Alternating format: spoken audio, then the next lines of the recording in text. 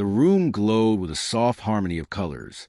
Gentle pastels wrapped around each chair like strands of morning mist, and balloons floated lazily, adding to the serenity. The tables gleamed beneath flecks of silver and gold, casting a quiet sparkle. At the center stood a breathtaking cake, shaped like a tender bear, its frosting shining beneath the warm overhead lights. Laughter trickled through the space, blending with the delicate clinks of glasses, forming a symphony of celebration. In the middle of it all stood my wife, Amelia, radiant, almost otherworldly, her smile lighting up the room as her hand lovingly rested on her growing belly. She was the embodiment of happiness, the creator of this perfect baby shower. Every touch, every corner, lovingly curated to honor the child she carried, a dream we shared, or so I thought. But the letter crumpled in my hand told a cruel truth, hidden in its sharp creases, my fingers digging into them as if to hold myself together. I kept my expression calm, though my chest thundered with every heartbeat. I rose, tapping my glass with a spoon, a crisp ring slicing through the murmurs. "I'd like to say a few words," I said, my voice firm and unwavering. The room quieted, all attention turning my way. Amelia's eyes shimmered with affection. To my wife, I began lifting my glass, the most radiant and captivating soul I've ever known. Her gentle laughter floated back to me, her gaze filled with love, and to the real father the child she's carrying. The words dropped like a stone into still water, silence rippling out in heavy waves. Amelia's smile faltered, a tense laugh escaping her lips. "What are you talking about, sweetheart?" she asked, her voice quivering. I reached into my coat and pulled out a folded letter slowly, deliberately. I had a feeling, I said evenly, "So, I did what any man might. I requested a paternity test." A collective gasp broke the quiet. Sarah, Amelia's best friend, dropped her glass, the crystal exploding against the floor like thunder.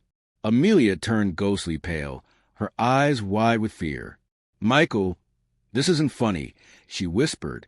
I locked eyes with her, my expression unshaken. Shall I read the results out loud? 8 weeks ago, a knowing doubt had taken root, a shadow that refused to lift. I'd never been the jealous type. I never checked her phone or questioned her outings. But something shifted. The way she glanced away mid-sentence, hesitated over simple things, always kept her phone face down. Then one night, while she slept, a message lit up her screen, one word from a number I didn't recognize.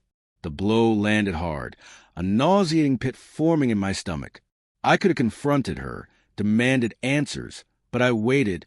A wise man doesn't charge into war without a plan. The next day, I contacted a private investigator I trusted. What he found broke me. Photos, audio, hidden rendezvous in dim hotel bars. And the centerpiece of it all, Daniel, my childhood friend. It wasn't just betrayal. It was him, the one who knew my secrets, my ambitions, my loyalty.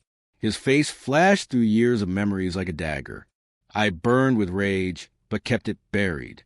Revenge, I knew, was an art of timing. I had the test done behind her back. When the envelope came, I opened alone. 0% chance of paternity. My world didn't collapse.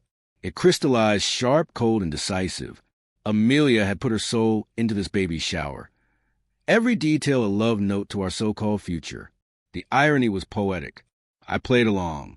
I kissed her cheek, hung decorations, and smiled like a man in love. I let her believe everything was perfect, and I made sure Daniel was on the guest list. I wanted him to witness the collapse just as I had. Now the room was frozen, the silence pressing down like a weight. Guests exchanged glances, caught in disbelief. "Michael," Amelia's voice broke as she spoke. I held up the test results. "This child isn't mine." Murmurs rolled through the crowd. Her father stiffened, his stern face tightening with shock. Her mother clutched her chest, horrified.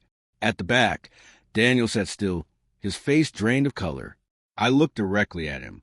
"Anything you'd like to say, old friend?" His guilt was written all over his face. "Michael," he stammered, but I cut him off. "Don't bother." I turned back to Amelia, my voice unwavering. "How long?" Tears streamed down her face. "Michael, please, not here. Not like this." "No," I said coldly. Here, now, in front of everyone. Her lips trembled. I made a mistake, she choked out. I let out a sharp, joyless laugh. A mistake? Missing an appointment is a mistake. This was intentional. I faced the crowd. My words rang out clear and sure. I stood by this woman, built a life with her. Every day, she looked me in the eyes, knowing this child wasn't mine. She let me speak to that baby, touch her stomach, plan this entire day, knowing it was a lie. A sob escaped from her.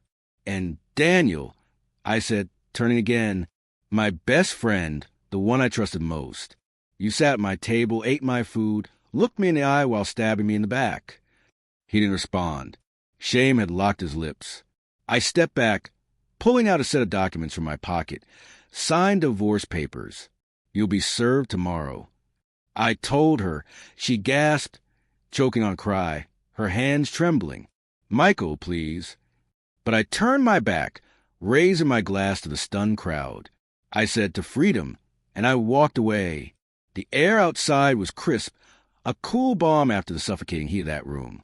My chest felt strangely light. I wasn't broken. I was free. As I reached my car, my phone buzzed, a message from an unknown number. I'm so sorry. I glanced at it, then deleted it. Some things don't deserve replies. With one last look at the glowing house behind me, I got into my car and drove.